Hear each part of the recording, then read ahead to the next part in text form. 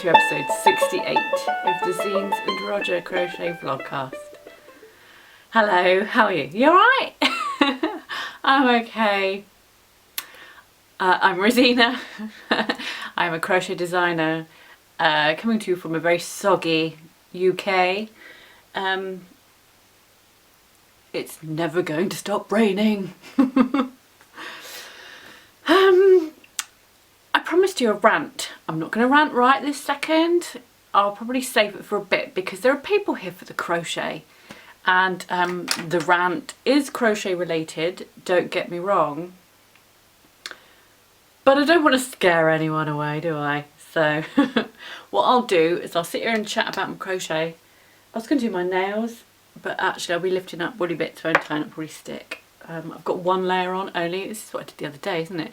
I've just done my toes because I'm going to yoga tonight. My very first session at yoga ever in a million years, ever in my whole life. Never been to yoga. It's a 6-week beginner course because I just thought it would be better to go to a beginner thing, seeing as I don't know what to do. And I thought I'd do my nails because you do it barefoot, right? I've already planned my outfit. I'm going to wear the leggings that Claudia from Crochet Luna sent me a year or two ago. They're well jazzy, these leggings, and they're so comfortable. I think they'll be perfect for yoga. As it stands, I only normally wear them around the house as like comfy trousers, but they will be perfect. It feels like I'm wearing nothing at all.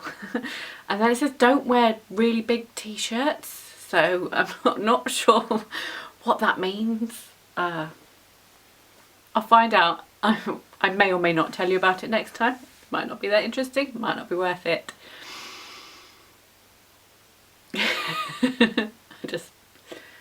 Yeah. So, yes. I would say crochet output this last 2 weeks has not been as prolific as the previous fortnight. Sort of. Because I've got 2 commissions and I was working on a 3rd one which has since been binned off. But I mean, I did do a whole day's work on it, but not going to show what I've done yet. I'll save it for the future and also mention it slightly in my rant. So I am working on 2 garments, both of which of course mean no end of trouble. I'm working on a commission, and then there'll be another commission, and then another small one that may or may not be a thing. So stuff is happening. Shall I show you what I can and then not mention the stuff that you can't see because that's not fair? Oh yeah, and of course a pattern release as well. So it's all go really. So there is stuff, it's just not as sort of productivity. There's not a lot of like output that's show offable, I guess. So shall I work on my new release? Do you want to see that first? Because that's what I want to show you first, because I'm super excited. I released this last night on Ravelry, Etsy, and Love Crochet not yet. I think usually it sends me an email to say it's ready to upload, but it hasn't done it this time round, so I might have to just chase that up and follow up. I'm not sure. I forgot about that one, but it's on Etsy and Ravelry at the minute. This is the Road to Nowhere. The Road to Nowhere. And this is the bright 4-ply version, which is so bright it doesn't show up on camera properly. It's actually more saturated than that, and the colours are sort of deeper than what you see. It is an asymmetric shawl, although I was thinking about coming up with a different stitch pattern for the middle section and making it a symmetric triangle and coming up with a new design, but using the border as the feature for that one as well. Not right this second, but I think I fancy doing it. But for the moment, let's just glory in this.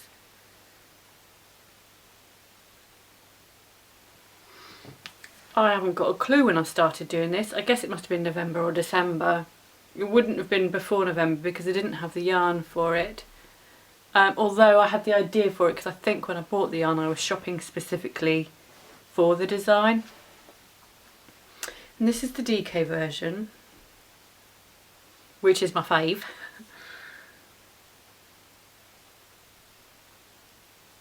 I like the fact that the DK version, because I haven't actually altered the stitch count on the border, it's thicker because it's a fatter weight of yarn. So we have a 3-inch border rather than a 2-inch border, and actually I prefer the wider border. And with the DK weight, the width increase doesn't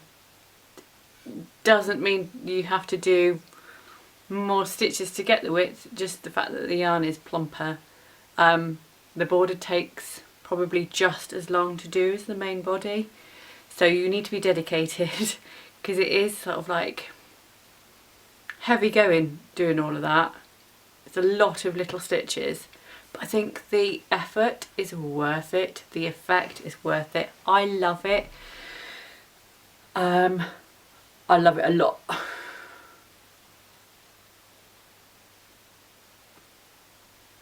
I don't know what you can see, if anything.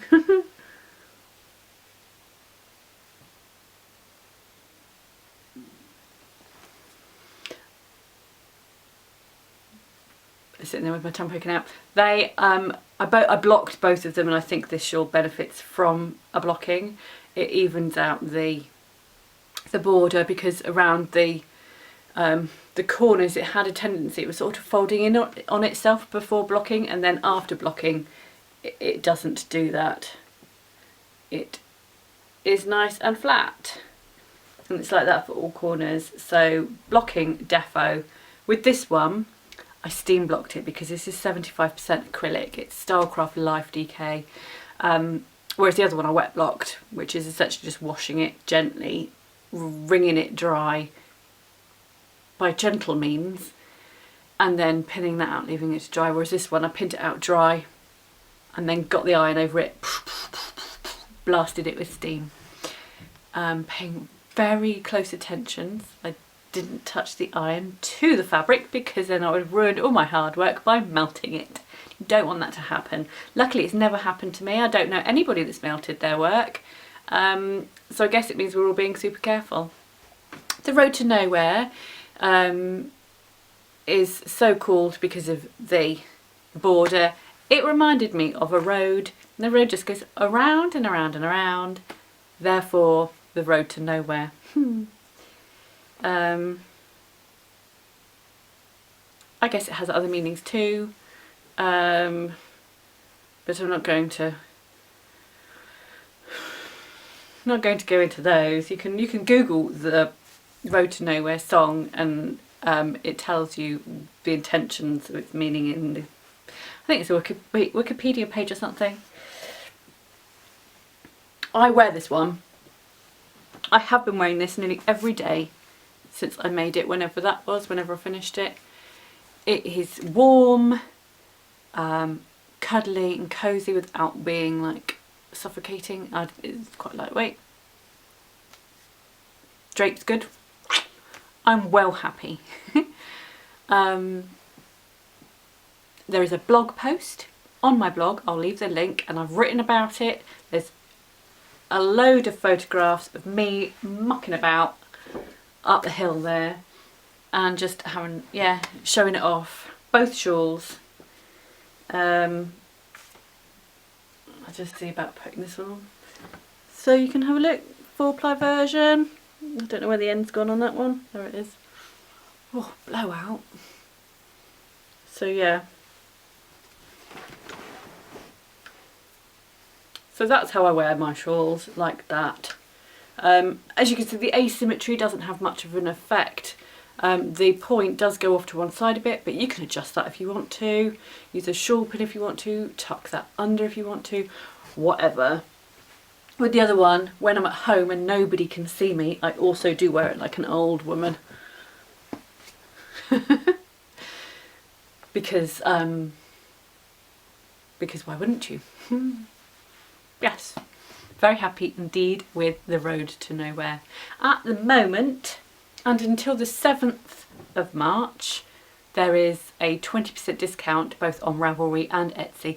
It's the first time I've remembered to add the discount onto Etsy as well as Ravelry. Well done me for remembering. So there's a blackbird having a bath out there. He looks so handsome. What a handsome boy. Got a bright orange beak.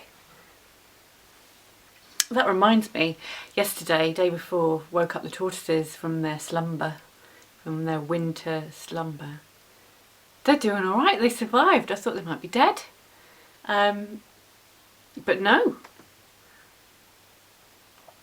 They've had a little bit to eat. We bought them a special heat lamp because it's still not warm enough by any stretch to be hanging out outside. So they're in a little box in the utility room with a heat lamp and some substrate stuff so they can bury themselves if they want to, but also bask if they want to. I'm going to give them like daily baths and they can stretch their legs and have a wander about and stuff like that.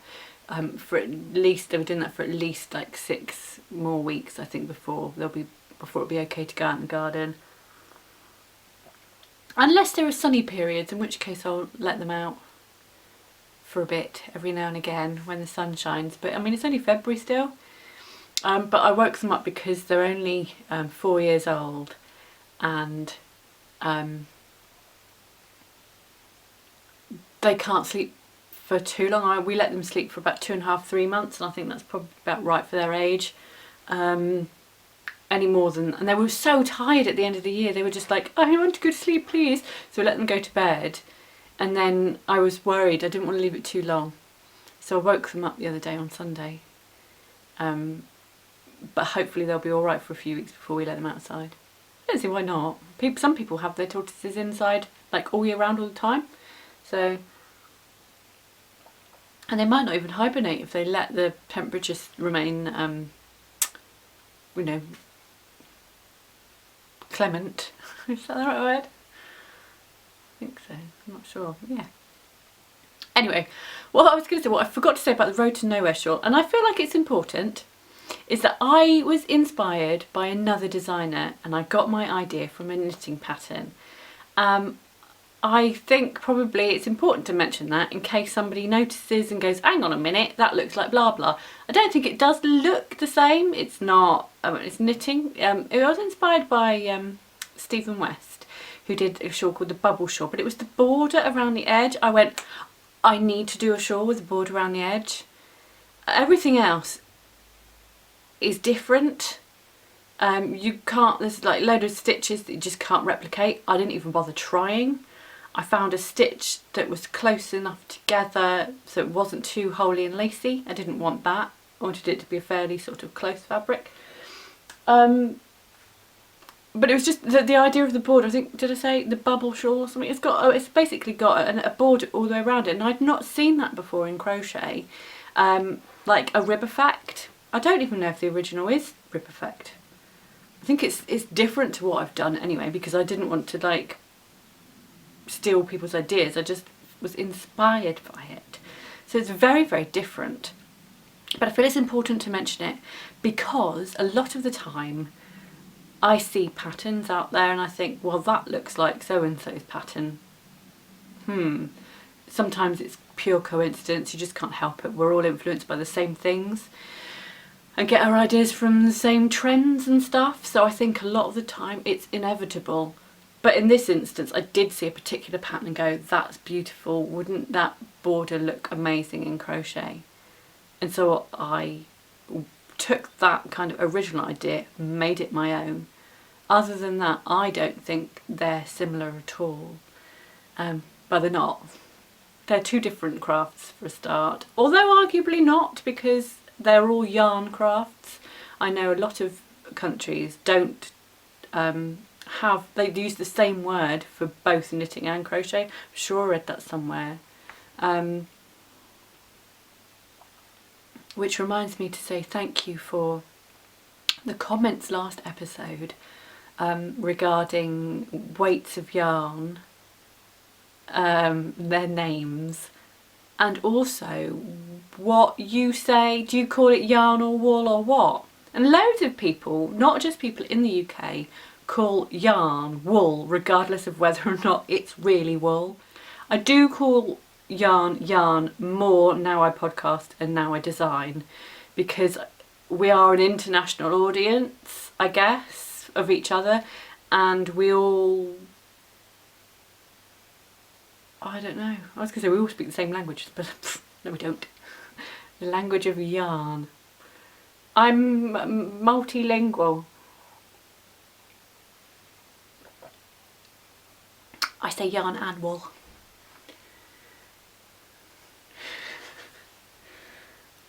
Right, let's talk about my whips. I would say whips, there's no in whip. It's not the right sort of whip, is it?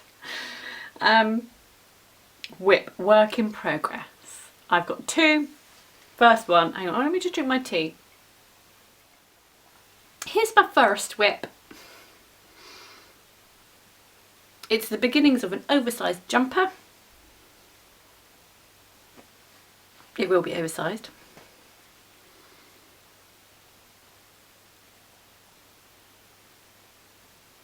And it's a leaf motif. Leaf motif. And this is one of the patterns from that book I was talking to you about. Let me just find it. I have 10 balls of this, hoping it'll be enough. This is Drops Alaska, which is 100% wool, so I reckon if I try and wash this in a washing machine, it's going to felt to flip. It's going to go crazy. So I'm going to have to be very careful about how I look after this. It smells very woolly, so this is not super wash. I dare say it's hand wash only. It is an Aran weight yarn. I'm using a 5.25mm hook. The pattern calls for a 5.5, but at the time I didn't have one. And also I thought to myself, your gauge is loose, lady, so go down a hook size. I went down a quarter of a hook size. And actually, yeah, I think I'm meeting gauge. So that's quite good. Yeah, 10 balls. I think 10 balls would be okay. I didn't actually buy this yarn for this project. I bought this. It was only like £1.20 a ball, which is ridiculous. And I bought it for the French press cardie, and I'm going to have to buy some more for that, because what happened was the book finally arrived in the post, and I realised, oh man, if you want to make anything from this book, and you promised that you would do, you're going to have to go out and buy more wool, because you haven't got anything in your stash, sweater quantity. I was just like, unless you count that stuff literally that arrived 3 days ago for a different project, it's like, I'm going to have to use that. I also have made the second rib for the bottom of the back, because I know what I'm like. I will sort of finish this and then go, oh no, I've got to do a load of back loop only again. Blah. So I did the ribs, both ribs first before I did anything else. I thought that was rather sensible of me. So that's where I am with that, and I will let me talk about it.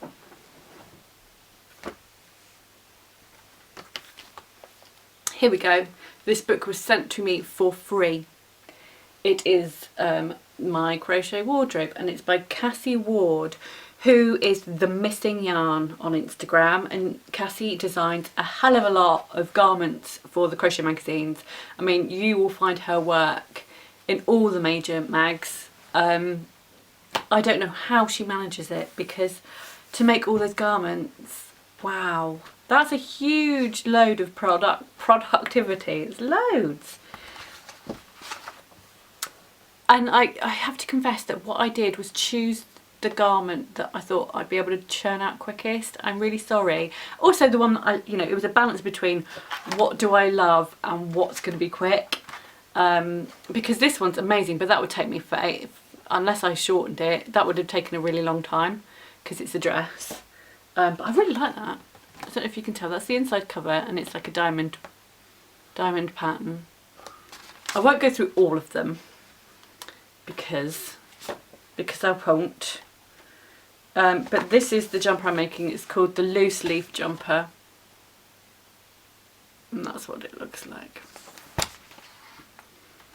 I will show you my other considerations. There's ponchos in here as well as other tops, and I quite like that cardi, but again I thought that might take a while. I don't know if you'll be able to see that very well. But the other one I would like to make, like a lot, was gonna probably be a lot of work, and I didn't have the yarn in all one colour, but I could do it as like a mega stash bust and look completely awesome. Can you imagine that in splotches of loads of different colours, and not just stripes, but I would do it so it was in blocks of splodges of different colour. That's what I have in my head. But do I have the time? No, I don't. It looks like that. It's a cardi. It's got pockets and everything. So I'd really like to do that loop stitch. It says it's a jacket, sorry, not a cardi. I wonder how long it would take. Because of all the loops, I always think it would take extra long time, but maybe it wouldn't. It's DK with the one I'm doing is rant, so I could go into my DK stash again and just. There's lots of cardigans and cropped things, long things. There's dresses, shrugs, and ponchos. There's 15 patterns in all, and I know that there are some other crocheters out there making different patterns from this book. As part of Cassie's book tour, we're all taking part. We're doing a day each just to show what we've been making from this book, and it's going to be good. My only concern is that because it's an oversized sweater, is that it might make me look too bulky on the top, and I'm not keen on that. I try to minimise my top half as much as possible, and that's what usually you'll find me in jazzy bottoms and a plain black top, or if I can squeeze into a dress then I will wear a dress, but because I'm so disproportioned, yes, I try and balance it out by jazzy on the bottom half, plain on the top, because you needed to know that. I think it helps, like things like when you're making garments and whatnot, it does help to sort of have these ideas about your body shape and know what suits you and what doesn't. So if this really doesn't suit me, then I'll gift it. That's alright. The pleasure is in the making anyway, right? I was going to start crocheting, but I'm not sure I can do this one and talk at the same time, because I think I have frogged this about 6 times already because I'm not paying attention. When I do, I think, oh, I've got it, I know which row this is, I'm on it, and then I do it and it starts sort of pulling in on itself, and I'm like, no, I haven't got it. I've missed out the new petal, the new leaf's coming in, and I've not included it. So back I rip it, and you have to quite often rip it back 3 rows because you forgot to add your new leaf that far down. And yeah, this for me is not intuitive at all because I keep forgetting to add the new leaves. It's funny because I'm sure other people have said, oh yeah, once you've got the first few rows it's easy. It's like, no, keep forgetting. See, already I'm just looking at it going, what do I do next?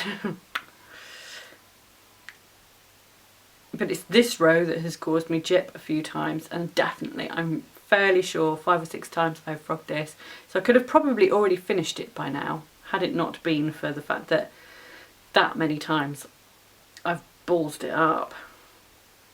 It's just like, concentrate, woman, concentrate. And the other thing as well is because they're only 50-gram balls, my god, they run out really quick. I'm going to have to join my 4th ball, and I've only done, I think, that much. Like, the ribbing alone was almost 1 whole ball. But it's a thick It's quite heavy Aran actually as well, so yeah. Right, let me put that down.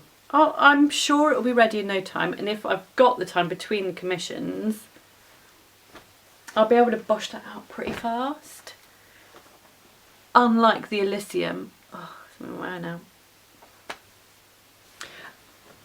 Unlike Elysium, which I really want to have just finished, but again, another frog project. Something proper in my eye, I might have to stop. I can't find whatever it was that's in my eye. It might still be there. But I couldn't find. I did find a bogey. A booger was popping out to say hi. Back in the cave. Nobody told me. For goodness sake, how embarrassing. Right, where was I? The Elysium cardigan. Oh man, now I'm all tangled with the wool yarn. Got round my feet, see. Okay, so I'm not far from where I was last time. Last time I'd done the back, and then making funny shapes for underarms. And then I rejoined yarn here, and so I've only worked that much more. But again, that's been frogged 2 or 3 times, because I can't for the life of me work out if I've got the right number of rows or not. And it's making this project, I've sort of had flashbacks, memories to other crochet project patterns, and I don't think they're very easy to follow. I'm sure they're all alright, but like the format isn't necessarily massively different, but like I wrote out all the rows down here. You can't, I mean, you can't see probably, and I shouldn't show you anyway because there's a written pattern on there, blah blah blah. I wrote out what it said here, and like I think the thing that bothers me the most is that it doesn't say all the rows in a traditional sort of sense. It's got rows 1 and 2, and then it says rows 3 to 18 as row 2. But then it says increase for armholes, row 1, row 2, and then work these rows as a total of however many more times. Total. If I did it a total, then I wasn't getting the right stitch count. But if I did it more times, not total times, but that many rows more times, then I would get the stitch count. So I was awfully perplexed as to if I was going wrong, if I was misunderstanding, or what. And I remember this happened to me before when I was making the humbug scarf. I remember going, how many is that? And like being really confused. I think it's probably just me. And like I have a way of writing my own patterns, and then when other people write them in a different format, I go, oh, hang on, this is different. And I struggle. I shouldn't struggle, and I don't like admitting it. But yeah, sometimes I just don't understand how something's written. And also I sort of, you know, just like, I don't want to contact the designer in case they think I'm stupid. So it's just like, I'll just plod along, I'll be fine. So what I've decided to do is just go, do you know what? I'm sure it'll be okay, I'll just make it up. So that's what I'm going to do. I'm going to make it up as I go along and hope for the best. I think probably, because what it was, this was working out fewer rows than the back, and then if I followed what I understand the pattern to be, it means that the armpity bit on the back wouldn't align with the armpity bit back on the front, and the pattern doesn't tell you whether or not it should in fact align, or whether or not it's okay for one to be taller than the other. I don't know. And I've decided that actually if I just make it up as I go along, I still think it'll be alright, and I'll get away with it and it'll be fine. There. And hopefully that's the only sort of problem I'll get, and the rest of it will be plain sailing. And then when it comes to the sleeves and the bottom, it's more back loop only ribbing, I think. So this year alone already I've done like around the world 10 times with ribbing probably. Sheesh. I'll get there, I'll get there. And this is too beautiful, that pattern is too beautiful to not make. I have to have an Elysium cardigan, and I jolly well will get one. I will make one. So, given time, I'm a bit, because I'm a bit cross with it at the minute. I'm not really feeling it. Don't want to, stop. I'm going to do my nails again then. Stop it. So where are we? Is it time for the rant yet? Oh god, I'm so sorry if it's going to be disappointing. I am going to try and curb it, because otherwise I'll just go off on one and lose my rag. And I don't think that benefits anybody at all. Before I do that, here's my box. Here's my box from King Cole. It arrived. La-da! It's quite weighty, actually. It is a party of pastels in this box, let me tell you. But I've got a book that's got all, look at that, shade book. It's full of shade. What a shade, that book. I'm not actually allowed to show you hardly any of this yet, because I don't think it's released until the 2nd of March. So there's a bit of a tease. There's some, the stuff that's right at the bottom I can show you, because everybody else has made stuff out of it already, but I haven't. I just haven't got the time, which is a bit stupid really. I don't know why I've signed up to be an ambassador if I've got no time to do it. And what I'm going to do, I think, have I got anyone in there? Right. I'll put that on the floor. Oh, bum.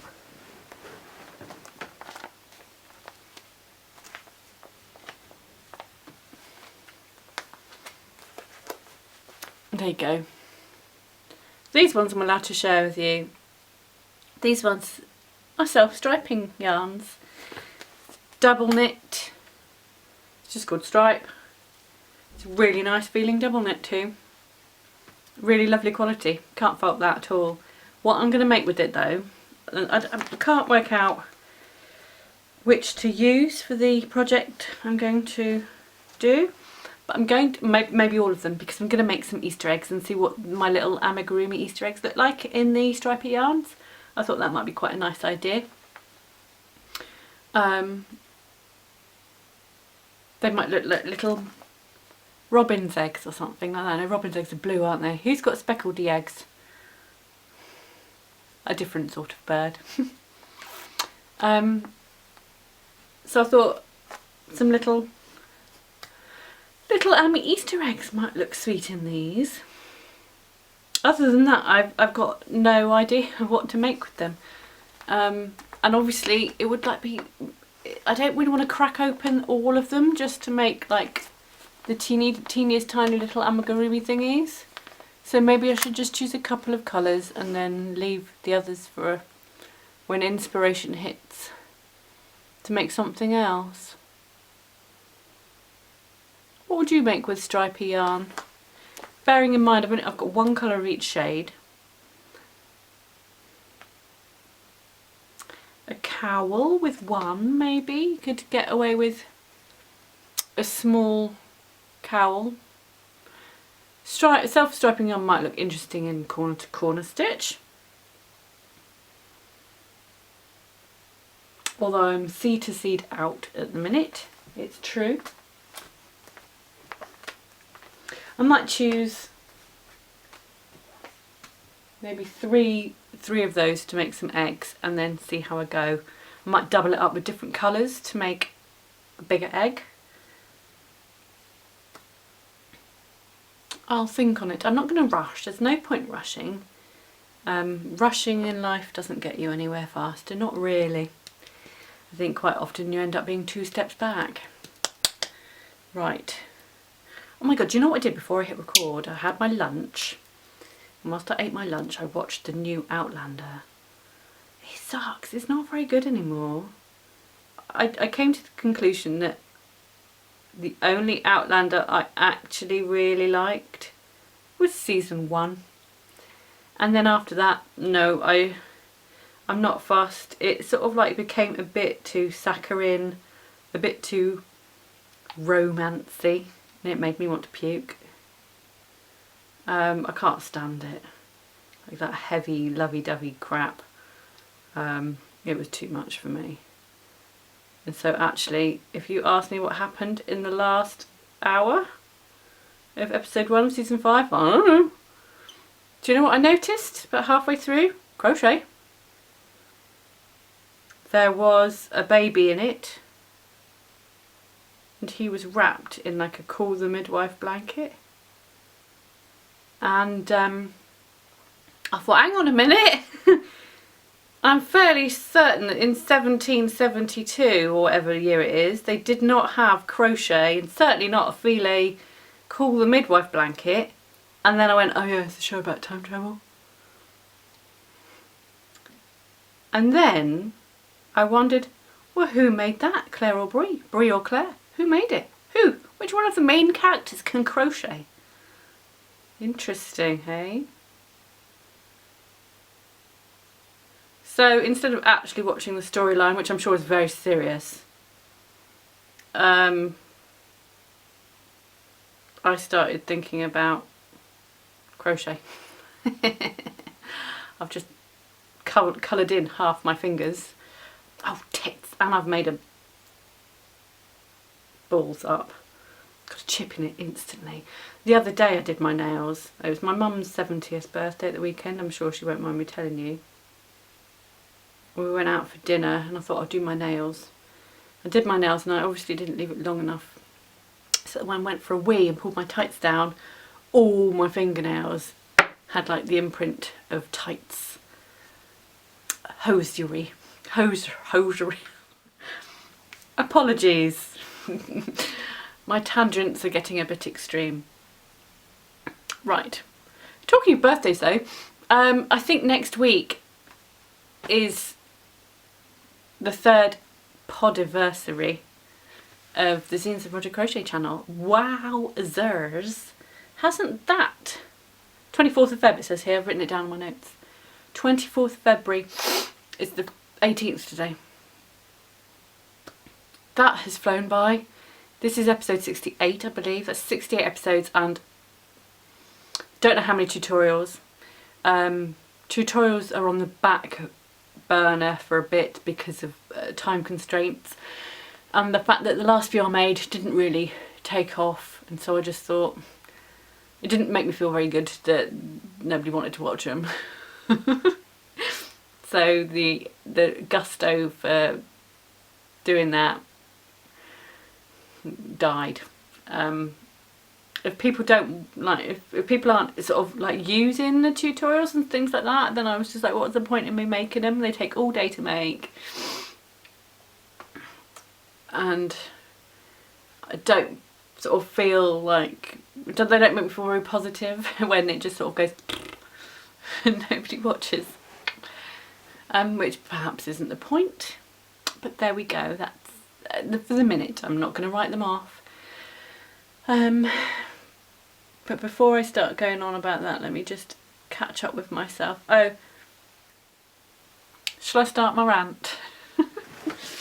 It's sort of related to what I was saying something earlier about that commission I've binned off. Because people don't value the time that one puts into a design. And this is not just me, I know others feel this way too, okay? I have spoken to others. We designers, we talk to each other, whether or not it's on Instagram by direct messaging, whether it's email, whether it's face-to-face, whether it's on FaceTime, stuff like that. We do that. And we find out stuff and we learn what's happening, and we learn how each other feels in terms of how our work is valued. And yeah, I worked all day. Let me. It was only last week. It was last Friday. Somebody got in touch with me and asked me to make up a design. They gave me a wonderful brief that I was really enthusiastic about, because it was something that was actually connected to my family history, and I really liked it. It was brilliant.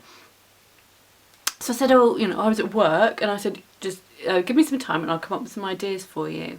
So that was on Friday. Actually, because I was so enthused by it, I did do some sketches almost immediately. Like on the bus on the way home from work, I was Googling images and stuff like that. And then on the Saturday, I was watching some footage from documentaries as research. This is what I do. This is, I get well into it, right?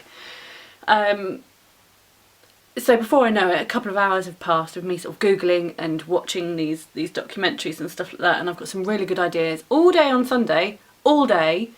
It rained non-stop outside, so as a family we're just like, to stay at home, do nothing, kids can go on the computer, and I was just like, this means that I can stay at home and I'll crochet all day. I'm like, it's marvellous. I crocheted across the whole day, and it can take a while because you're swatching. I swatched 4 different designs. They don't always work, so you rip them out, you start again, you rip them out and start again. That's the design process. You're not just like going, I've got a triangle, I know how to make a triangle. No, there are lots of different levels of trial and error. You put a lot of work into it. On the Monday, I got an email going, got any ideas yet? It's like, are you kidding? Bloody hell, you work fast. And I was just like, as luck would have it, our ideas were rained off. So actually, yes, I did spend some time already having worked on it, which wouldn't always be the case. I mean, usually if you're given a brief, you might have up to 2 or 3 months to work on something, not 2 days. Anyway, so I was just like, as luck would have it, here, let me take some photographs and I'll send them across. And they wanted one, and I said, okay, that's fine. I emailed with a breakdown of all the costs, what it would cost. Just so I could show them the cost of the design itself and the making of it, and actually having the sample, the cost of tech edit, the cost of a chart, the cost of photography if it was chosen. I mean, these were all optional things anyway, apart from obviously the design work. And then was asked, and this is exclusive, right? You're not going to sell this to anybody else. And I'd already said on the phone, I want to sell this independently too at some point. So this is the cost of it, with the rights reverting back to me after a period of time. I don't care if that period of time, usually that period of time is 3 to 6 months, and that's fine, that's standard. And then I've learnt as well, but actually if it's like a sort of a sturdier publication, like perhaps a book or something like that, then it would be after a year rather than 3, 4, 6 months. So I was like, no, if you want exclusive rights, it's going to cost you actually this much more, based on my average income after the first month of sales, for example, because I don't want to make a loss.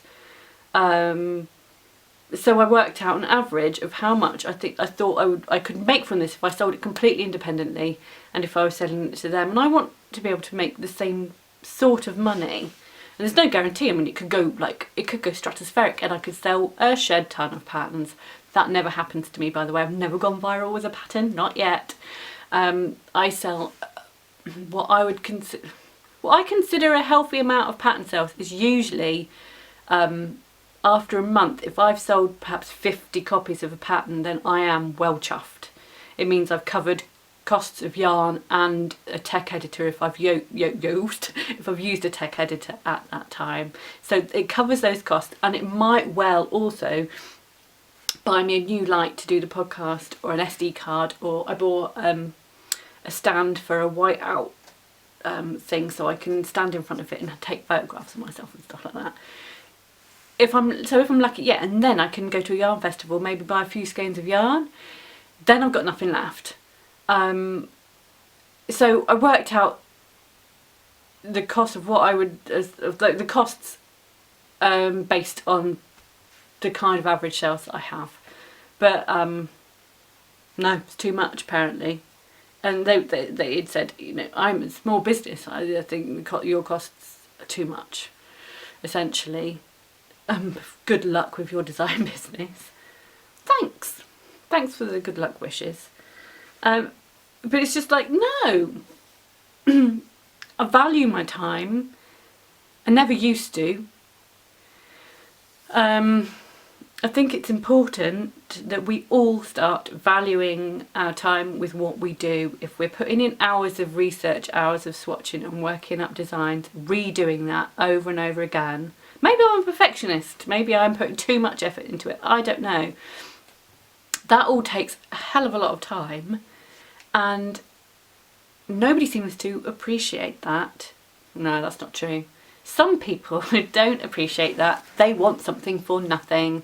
They want to make, basically it was implied, you know, that her profits would get eaten into. And it's just like, well, and I should compromise myself for that? Just so you can sell some patterns that I have come up with so you can make some money? No, no thanks. It's my idea. I've written it. I've spent the time doing it. It came at a time when, sorry about getting stuck in now. It came at a time when I'd seen other creators, other makers being taken advantage of for exposure. If you do this, it's great exposure. No, it's not. I've done stuff for exposure before, and let me tell you, it's barely noticeable. And if you get an extra follower or two, or extra work from it, it's not actually guaranteed, and it's not likely, from my experience. Other people, maybe they caught a break, I don't know, but for me, I'm just like an average. I mean, I have to gauge my success on how pleased I am with something and how hard I've worked and stuff like that. That's my success to me, not the fact that I've sold thousands of copies and I've got thousands of likes, because to be honest with you, that's unlikely to happen. It's not happened to me so far. The likes on Instagram, I had about a 6-month period where it went vroom, but that was not sustainable, and you can't rely on that. That's not something that feeds you, so you can't use that as a decent gauge. But no, we're worth more than that. And if somebody asks you to do something for free, please, or not enough money, just sort of double check with yourself whether it's okay first. I'm not saying don't do it, because I've done it in the past and I'll probably do it again, but I'm going to ask myself whether or not I truly love it first, and if I can afford to do it. But I think ultimately it has to be something that I love and believe in for me to do that. But I know some people will say, why do you do it at all in the first place? It depends what it is. I think you take each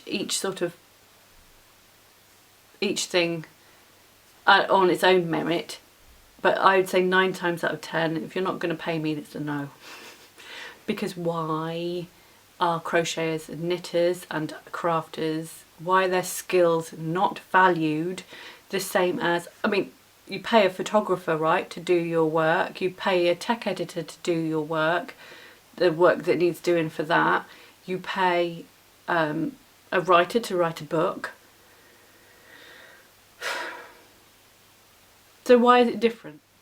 So I hope that's come across in the way I intend it, because I don't want it to be too ranty, even though I promised to rant, because it still needs to be, what's the word, like, can't think of the word now. I suspect that I would lose a few points if I was truly mega ranty. Do you know what I mean? But it'd be interesting to know that if you're a designer, what do you see as successful? I can only go by what I and the people I talk to have to say on the matter. But, and then the other thing as well, it doesn't do anybody any favours, pointy, it doesn't do anybody any favours if you're pretending that you're bringing in mega bucks and pretending that you're super successful and it's amazing. I mean, I guess it depends on, it depends on what you see as successful, because maybe, I don't know, all I know is that it's very unusual for somebody to make it as a crochet designer full time and be able to sustain their lifestyle on the income of crochet design alone. I've got a second job. I know others that work full time and do crochet design, which is amazing, and they've got kids and they've got this and they've got that. Don't know how they do it. I was bloody lucky to be able to do it for a good handful of years where I didn't have to do a second job, but actually it turned out that you just can't, no, you cannot, I probably could maybe afford to pay the food bill out of crochet if I was lucky, but not anything else. So maybe we should be more open about what it means to be successful, what it actually genuinely means. For me, I think I'm just proud of what I've done in terms of I've come up with new ideas all the time, and each time I make something, I love the fact that it kind of generates a whole new set of inspirations and a whole new sort of avenue to go down where I can go, oh my god, this idea has just bred literally 3 more ideas. This is amazing. I'm well proud of that, because at first I never thought I'd do that. At first I panicked. I thought, I've got this one idea, but then what? And that's one of the reasons why last year I think I got a bit down in the dumps, because I was just like, what now? What do I do now? And the answer is enjoy it, which I didn't know a year ago. I didn't understand. Having a moment of sort of a bit of denseness, I suppose. I know there are some designers who are more prolific than others. I would love to be up there. I'd love to sort of know that a load more people knew about my my back catalogue of stuff. It'd be amazing. I mean, I'm disappointed in certain things, like my blog isn't the best it can be because I don't put the hours into that. I put the hours into making instead. Or like the branding isn't necessarily polished, or there's lots of things I won't start talking about that, because then I'll probably will get down in the dumps that, oh boo-hoo, I'm not as good as that person over there or that person, not fair. If I put the hours into it, maybe some more money, then maybe I would be like that. But that's a story for another day, probably. Another lesson for another day. I keep looking down here because I'm looking at my notes, but actually I'm not really reading it. I'm just looking at it because it looks just scrawly. And a lot of it was me last night going, and another thing. But basically I was just like, why are we working for free? Why are we not valuing ourselves? But yeah. Might have to go and have another cup of tea in a minute. But I'm not feeling sorry for myself, because that's not the point. That's not what this is. It's not a boo-hoo, woe is me tale. It's just we need to elevate crochet, and to do so we need to work together as a team, I think, probably. So let's do that. Lift each other up rather than stab each other in the back. And go buy my patterns, if you like. Anyway, I think probably I should shut my face about that and not continue it. I hope you understand as well my point of view and don't think I'm being sort of spoilt and petulant.